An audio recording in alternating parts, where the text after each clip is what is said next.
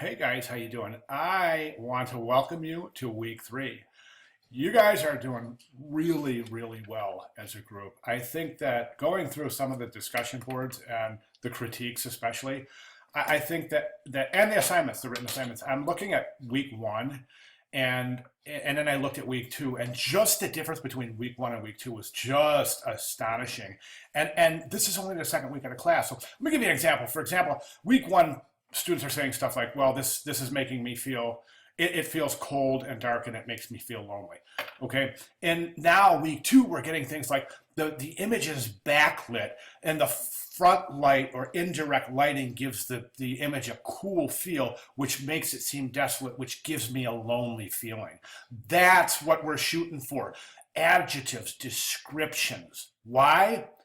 It's not about just what it makes you feel. Art, photography, all forms of art are about how we respond to them as a society, as a group. In this case, as a group, our class, okay? So it's no longer feasible to say, I don't like this piece because I don't like the colors. We need to know why. As a group, we need to know why so we can analyze why you don't like it, and that information can build in us and we can use that information in our photography. Let me give you a description.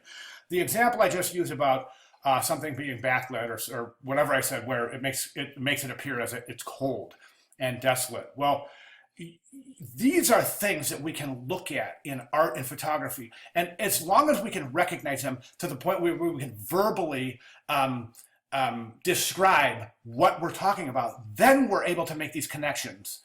And we're able to use this type of communication in our own work. So in other words, if you keep seeing the same technique being used and it keeps making you feel depressed, well, and then it comes time for you to shoot a shot and you want the viewer to feel depressed, now you have a bank to draw from where you remember all these visual characteristics that made you feel that way. And if it made you feel that way, there's a good chance it's going to make someone else feel that way. Don't make the mistake of confusing reaction with taste, okay? Whether you like it or not is something completely different.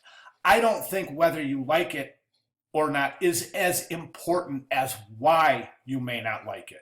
Do you see what I'm saying?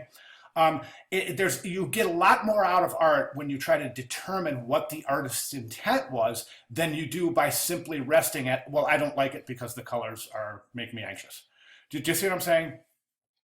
And that's really important. Now, we have right here, we have this week 3, and we have, in week 3, we have we're getting past just the basic function of our cameras, right? We all know how our cameras work now. We all know the exposure triad, right? Which is ISO, aperture, shutter speed. Okay? So now, as we did in week 1 and week 2, we kind of pushed that a little bit. This week, we're going to push it even further, okay? And here's an example. Taking a non-traditional lighting and just pushing this thing to the point where it's really expressing a very distinct feeling that I think everyone has a reaction when they look at this. Do you see what I'm saying? So you're really pushing your photographic techniques, the camera's capabilities, as it were, to really exploit these kind of these unusual characteristics in the lighting of any particular scene, okay? All right, let's go through qualities of light. I don't want to go through this, but definitely look at this. This directly has to do with your written critique this week. This is the different kinds of lighting. This thing takes a second to load on mine. I don't know if it takes this, but anyways, it's a direct, indirect, and diffuse lighting. And those are the 3 types of lighting that we're going to be talking about this week. And this goes through several examples of these 3 different types of lighting. So this is a very, very important lecture. Please don't skip this one. Okay, so let's go back. Then we have the discussion forum. Let's just pop that open real quick, see what we have in store this week. And this week's discussion, as you can clearly see how slow my computer really is. Okay, let me just drop that open. Oh, right here. Okay. Let's take a look at this. Is Let There Be Light. This is an example of find an example of a photo that uses direct, indirect or diffused light source, okay, and explain why it's one of those three, okay. Now we have a second discussion, and this one is bad lighting, okay. Let me just pop that over real quick so we can see.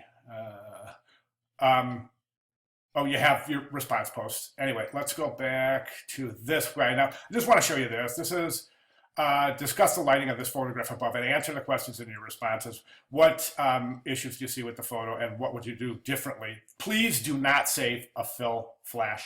Please don't say fill. You can say, well, I'm not going to say that. Just don't say it's not the flash. It's not your think of light. We're talking about light this week, okay? So typically we leave our flash off in professional photography. I shouldn't say that. That's misleading. Our onboard flash, typically in a lot of daily settings like this, you're going to leave your flash off. You're going to get much better results from different things using diffuse lighting and indirect lighting, et cetera, et cetera. So, it's not always necessarily your onboard functions of your camera. You're going to find a solution. And a lot of times it's the lighting and how you can control the lighting in a specific situation without using your flash. Okay, let's go back to the class. Okay, and then we have our photo assignment. Let's take a look at our photo assignment this week. Read this right here. This is important. Again, it's all about light. This week's all about light, guys. Okay, so consider your favorite examples and ways you may be able to capture. This is, here, let me show you something. Oh, that's not where I want to be. Let me just read this real quick. The assignment is about paying attention to the light around us and how to capture it. Okay, so there are simple rules and clues to look for when searching for locations with ideal lighting conditions. You will learn that they are all around us, and we will share them in our segment. You have to learn how to spot them. I'll give you an example in a second. Really interesting example, because I know sometimes this is difficult to wrap your head around. Think about the three different types of light: direct, diffuse, and indirect. Consider your favorite examples of them in your life and ways that you may or may not be able to capture them. Excuse me. So again, that's saying, okay, an example of this would be a diffuse light being the sunlight in the morning, the sun reaching over the horizon. Okay, now how are you going to capture that? Pick one that is special to you and begin attempting the range of exposure that fit that type of light. Automatic mode is not acceptable. You have to experiment and may try many exposures to find the one that displays the sensation of seeing the light in person. Let me describe what I'm talking about here, okay, guys? All right, here's an example. All right, now to shoot this assignment right here, this is an example that I would use, okay? I'm going to take my subject and I'm going to take them outside at 11 o'clock or 11:30 at night when it's very dark, on a very dark night, and either there's a light or a street light or a garage light or a pole light, a garage light above my garage, okay? And I'm going to turn that light on. It's otherwise pitch black out. I'm going to put my subject under that light, and I'm going to push my camera to try to get it to say what I want it to say. So in other words, am I pushing the light? Am I pushing the shadow? Am I pushing both? And how am I using the light to my benefit as a photographer? This is going to take a lot of different, a lot of experimentation, but try to find a situation that's got pretty extreme lighting. And I think the example there would, of course, be this. This is a great example of how excuse me, I just got done mowing my lawn, guys. I got some horrible hay fever going on. Okay, so, or allergies. So anyways, pollen, that's what I'm looking for. So, okay, so you see what I'm saying? So in this situation, this is not what you see, but this is what the artist would envision, okay? So basically what you would have to do is really play with your camera settings, play with the light, try to get this exact. Now, keep in mind, it's not going to be exact. This was post. This had a lot of editing done after the shoot. That's what when someone refers to post, that's what they're referring to, after the shoot. Everything that's happened to the image after the actual shoot. Okay, so anyways, that's where you're going to be experimenting today. Now we have our visual critique. Of course, I just said as much as I think I need to say about that visual critique. I think it's really important that you guys get over this thing about not liking it or liking it or being confused by it. Okay, remember, there's no right or wrong answers. Let me give you guys an example. Okay, last week we talked about the my bridge, the motion stills. Okay, and the logical connection here, guys. I don't think many people got this, but we had, that was one. The my bridge was one discussion, and then we had the other one right on top of it was the Marcel Duchamp new descending staircase. Okay, and most people got so stuck on the new descending staircase that they forgot. Most people are just like, I don't like it, I don't see it, I don't understand it, I just don't want to have anything to do with it. And it's a difficult piece to look at unless you understand the intent. Now, very few, if anybody, made the connection between the my bridge still the still images,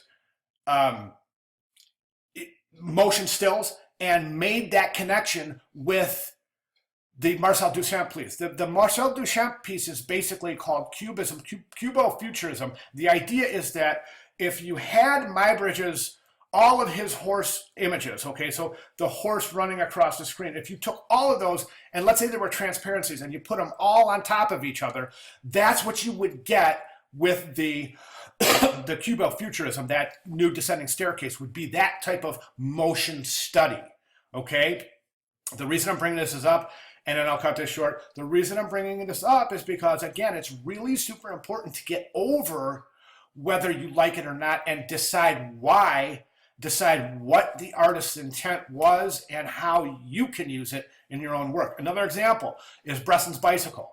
All right, a lot of people had really awesome stories behind that, but I think very few really stopped and said, okay, what is the artist's intent here?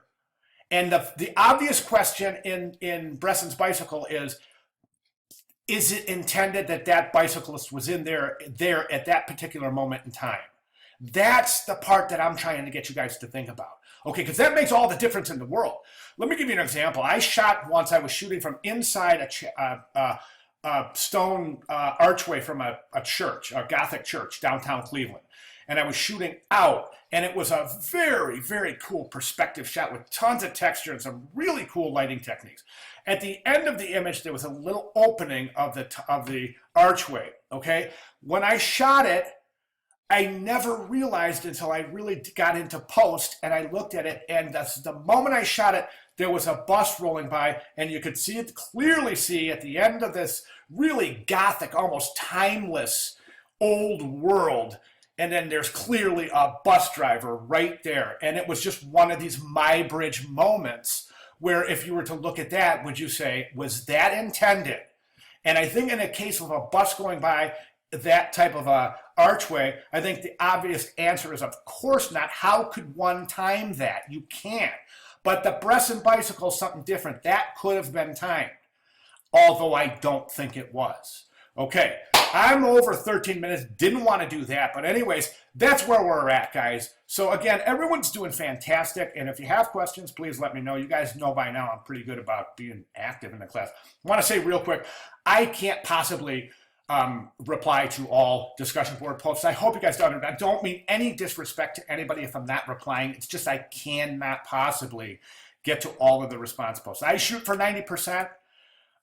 So that's a pretty high goal for an online class of this size. I think most instructors would probably stop around 75 or so. I'm really shooting for 100, but I just can't possibly do it. So if I miss one of your comments in discussion board, I will certainly address it in grading with personalized comments, okay? Questions, comments, concerns, or anything else, guys, please let me know. Thanks, everybody. See you guys in discussion board.